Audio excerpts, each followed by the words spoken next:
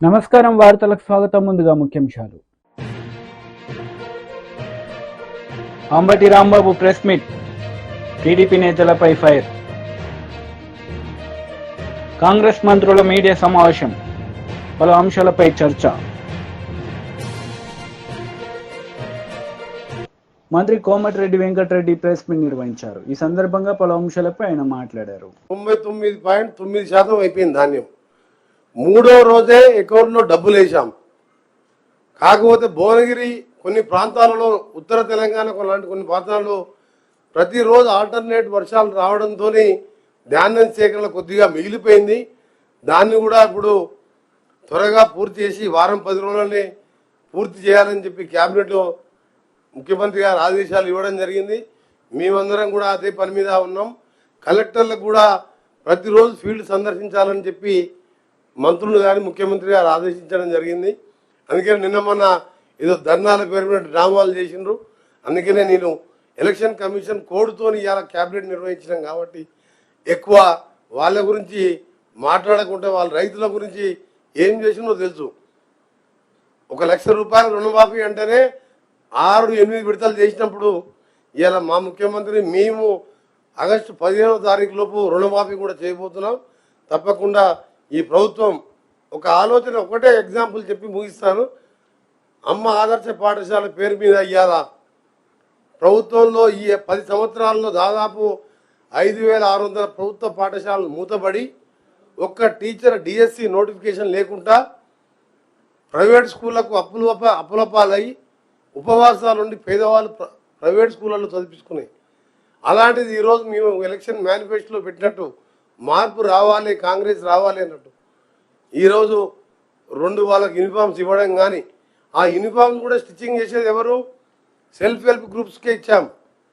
మొదటిగా ఒక డ్రెస్ వచ్చేస్తుంది బై 6th వరకల్లా, మళ్ళీ 15th లోపు 2వ యూనిఫామ్స్ ఇచ్చి బ్లాక్ బోర్డ్స్, పెయింటింగ్స్, బాత్రూమ్స్తో సహా ఈరోజు విద్యారంగాన్ని 10% బడ్జెట్లో 20,000 కోట్లు పెట్టిన ఇది ఇందిరమ్మ ప్రజాప్రభుత్వం. ఇది తప్పకుండా మేము చెప్పిన కార్యక్రమాలు అన్నీ చేస్తాం. మళ్ళా 5వ తారీఖు రోజు సుదీర్ఘంగా మాట్లాడతాం. అప్పటికి మీకే తెలుస్తుంది ఆ రోజు రిజల్ట్. క్లారిఫికేషన్ పొంగులేటి గారు, మీరు ఇందాక తెలంగాణ ఆవిర్భావ దినోత్సవాన్ని ఘనంగా చేస్తామంటున్నారు. గత ప్రభుత్వ హయాంలోనే దశాబ్ది ఉత్సవాల పేరు మీద బీజేపీ లీడర్ మీడియా సమావేశం నిర్వహించారు. ఈ సందర్భంగా పలు అంశాలపై ఆయన మాట్లాడారు. తప్పకుండా మూల్యం చెల్లించక తప్పదు, కానీ తక్షణమే ఈ 310 జీవోలో ఎవరెవరికైతే అన్యాయం జరిగిందో అవన్నీ కూడా రెక్టిఫై చేయాలని చెప్పి నేను డిమాండ్ చేస్తా ఉన్నా. చివరగా ఈ ప్రభుత్వం అతి తక్కువ కాలంలో ప్రజల చేత చీకొట్టించుకుంటామన్న ప్రభుత్వం ఇది. ఈ ముఖ్యమంత్రి గారు ఏం మాట్లాడతాడో ఏం చేస్తాడో అర్థం కాని పరిస్థితి. చివరికి మొన్న ఒక ఆయన అడుగుతున్నాడు, తెలంగాణ రాష్ట్రంలో మహిళలకు, తెలంగాణ మహిళలు కూడా చదువుకున్న వాళ్ళు ఉంటారు కాబట్టి మహిళలకు ప్రతి నెల భృతి 2,500 రూపాయలు ఇస్తా అని చెప్పారు. అనేక హామీలు ఉండే, కానీ ఇంకోటి 2,500 రూపాయల హామీ అమలు చేయడానికి కాంగ్రెస్ పార్టీ సత్తా లేకపోతే మరోసారి దేశాన్ని చీటి చేసే దాంట్లో 8,500 రూపాయలు ప్రతి మహిళకు నెలకు భృతి 8,500 రూపాయలు ఇస్తా అని చెప్పింది. అంటే అలవి కాని హామీలు ఇవ్వడంలో, సిద్ధహస్తులు, మోసపు మాటలు చెప్పడంలో ఇక నిష్ణాతులు కాంగ్రెస్ పార్టీ నాయకులు అయిపోయింది. నేను ఒకటే ఈ సందర్భంగా నిరుద్యోగ యువకులకు, ప్రభుత్వ ఉద్యోగులకు, రిటైర్డ్ ఉద్యోగులకు, ప్రైవేటు స్కూళ్ళల్లో కాలేజీలో పనిచేసేటువంటి టీచర్స్కి, రేపు పట్టభద్రుల ఎన్నికల్లో పాల్గొనేటువంటి మీరు వాటి మీద, ఈ సమస్యల మీద కొట్లాడగలిగే పార్టీ ఇవాళైతే బీఆర్ఎస్ పార్టీ లేదు. కొట్లాడితే, చట్టసభలు నిలదీస్తే భారతీయ జనతా పార్టీ తప్ప మరొకటి కాదు. ఇంతకుముందు కాంగ్రెస్ పార్టీ అభ్యర్థి ప్రశ్నించే గొంతు అని మాట్లాడాడు. ఇవాళ ప్రశ్నించే గొంతు కాదు అది.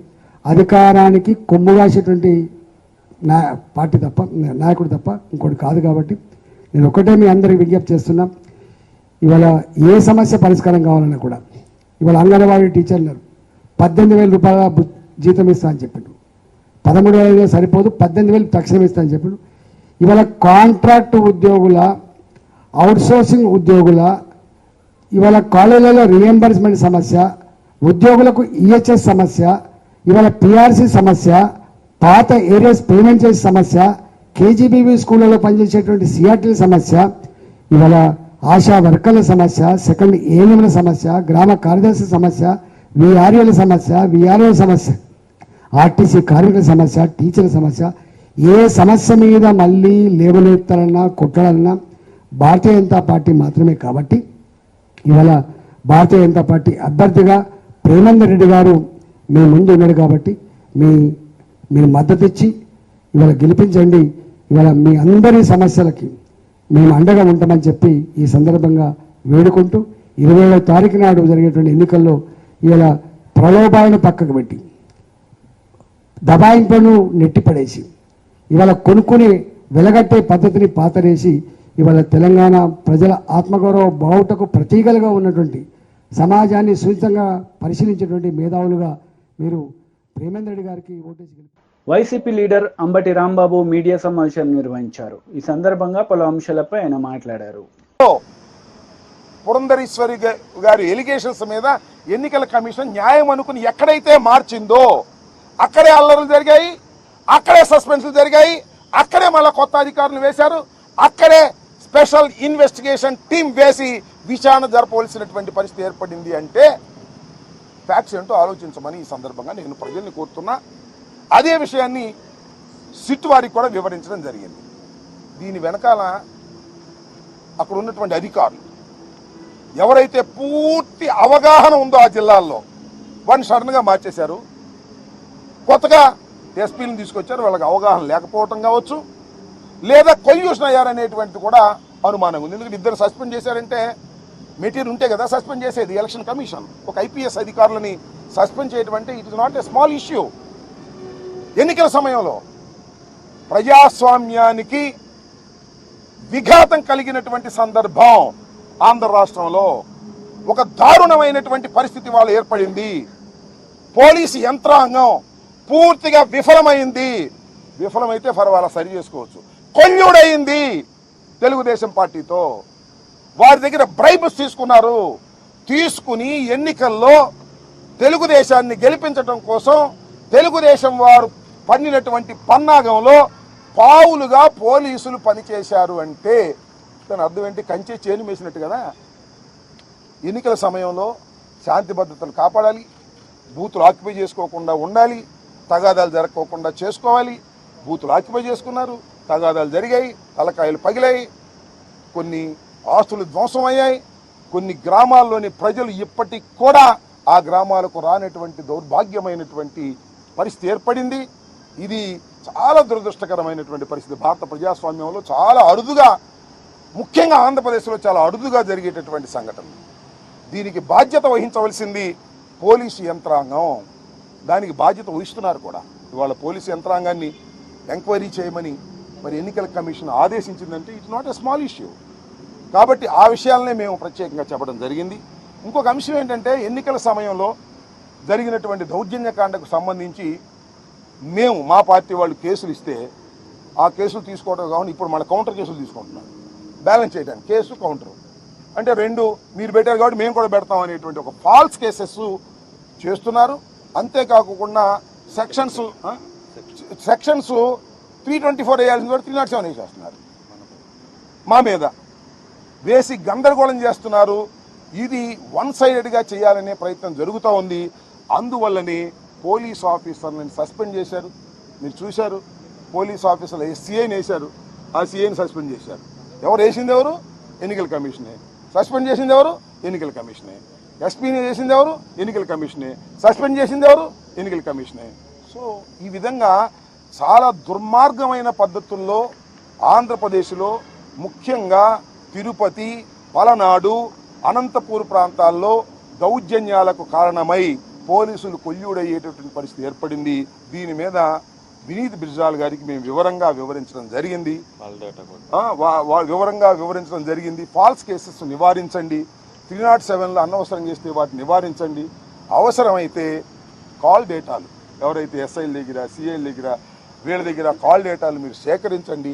సేకరిస్తే ఎవరెవరు ఏమేమి మాట్లాడారు, ఆ సమయంలో మాట్లాడకూడని వ్యక్తులు ఎవరు మాట్లాడారు. ఫర్ ఎగ్జాంపుల్ నేను ఎస్పీతో మాట్లాడతాను, నా ప్రత్యర్థి ఉంటాడు ఎస్పీతో మాట్లాడతాను, వీళ్ళు కాకుండా బయట నుంచి ఎవరైనా మాట్లాడారా, ఎవరైనా మేనేజ్ చేశారా, ఇవన్నీ కూడా పోలీసు వారు దృష్టి పెడితే పోలీసు వారు ఏమి చేశారనేది చాలా స్పష్టంగా అర్థమవుతుంది. కాబట్టి దీని మీద థరో ఎంక్వైరీ చేసి కాంగ్రెస్ నేతలు మీడియా సమావేశం నిర్వహించారు. ఈ సందర్భంగా పలు అంశాలపై వారు మాట్లాడారు. సేఫ్టీ అథారిటీ వాళ్ళ సూచనల మేరకు రైతులు ఇబ్బంది పడకుండా ఉండే విధంగా, రైతులకు నష్టం కలగకుండా ఉండే విధంగా ఏ మాత్రం అవకాశం ఉన్నా వారి సూచనలు సలహాల మేరకు టెంపరవరీగా నామినల్ ఎక్స్పెండిచర్తో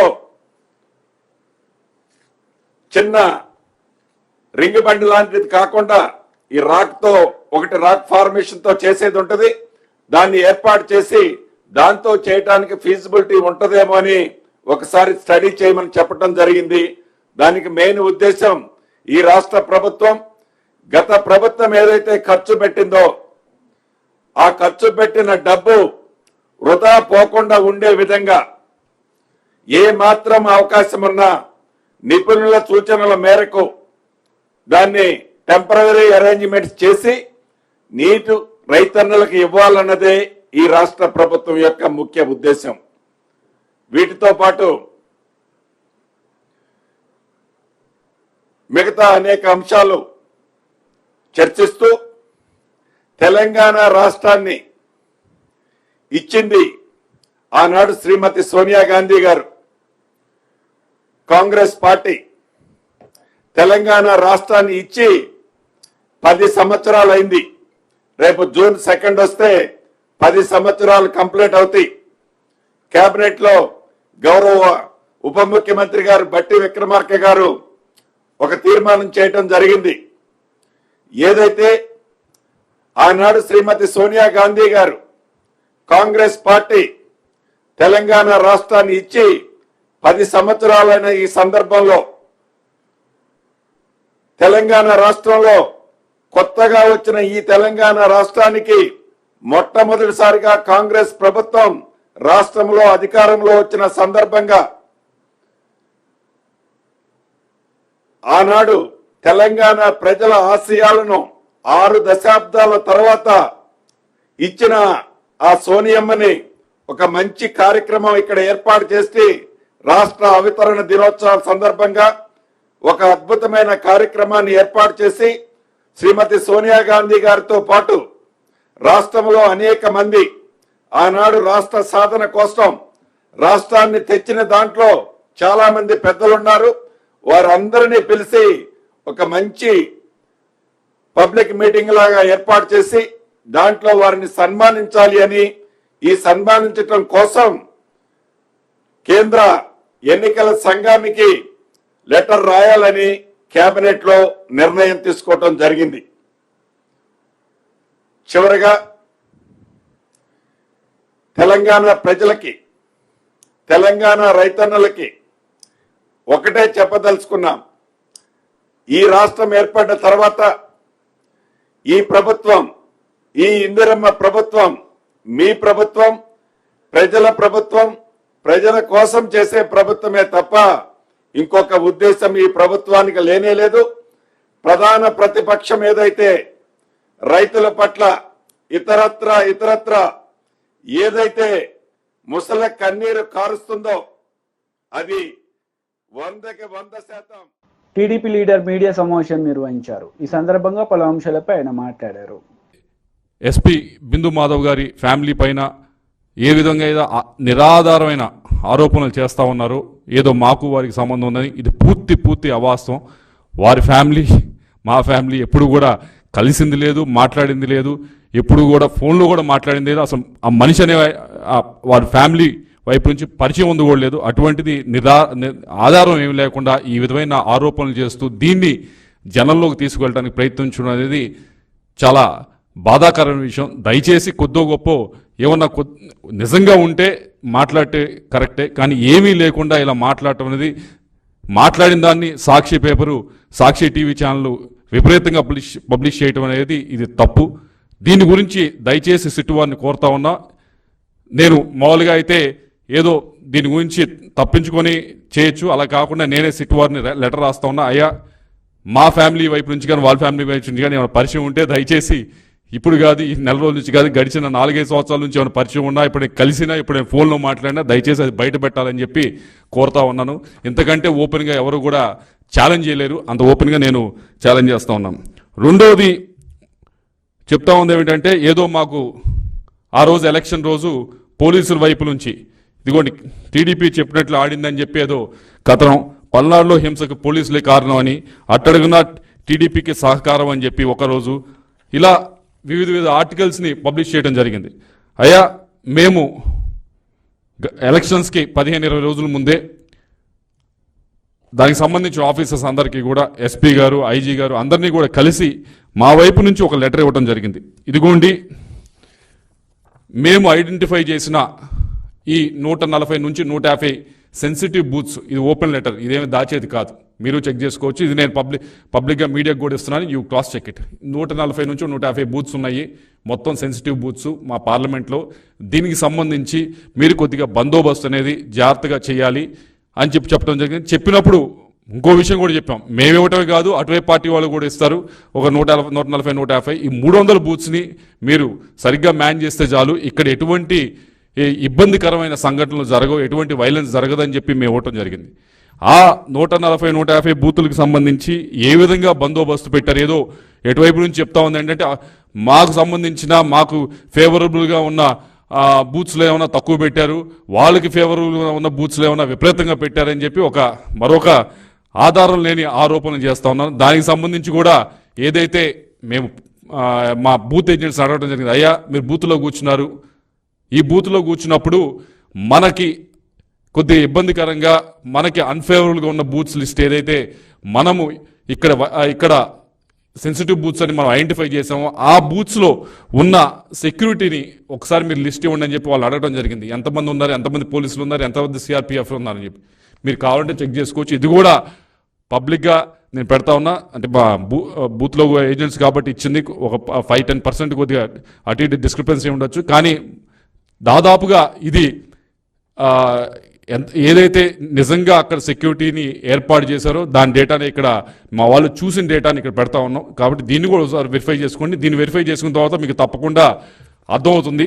ఎందుకంటే దీంట్లో కూడా మేము ఇక్కడ పెదకూరపాటు చూసారంటే దాదాపుగా 20 బూత్లు ఇస్తే దీంట్లో దాదాపు 17 బూతులు ఒక కానిస్టేబుల్నే మేము సెన్సిటివ్ బూత్స్ అని ఐడెంటిఫై చేసిన దాంట్లో 20 బూతుల్లో 17 బూతుల్లో ఒక కానిస్టేబుల్ మాత్రమే పెట్టడం జరిగింది. ఇలా ప్రతి నియోజకవర్గాన్ని ఇచ్చాం, నర్సరావుపేట ఇచ్చాము, అలాగే సత్తెనపల్లి ఇచ్చాం, మాచర్లు ఇచ్చాము, అన్ని బూతులు కూడా. ఇది కూడా ఏదో సీక్రెట్గా ఉంచేది కాదు, ఇది కూడా ఓపెన్గానే మేము పెడతా ఉన్నాం. ఇది కూడా దయచేసి మరొకసారి సిట్టు వారిని కోరుతా ఉన్నాం, ఇది కూడా వెరిఫై చేయండి. ఇది కూడా మేము ఇచ్చిన లెటర్కి ఏమన్నా అనవసరంగా ఎక్కువ మీరు అనుకున్న విధంగా మాకు ఫేవర్ చేశారు అనుకుంటే కనుక దీన్ని కూడా దయచేసి బయట పెట్టాలని చెప్పి మేము సిట్టు వారిని కోరుతా ఉన్నాం. అలాగే మూడో ఆరోపణ ఏమిటంటే పోలింగ్ రోజు మాకేదో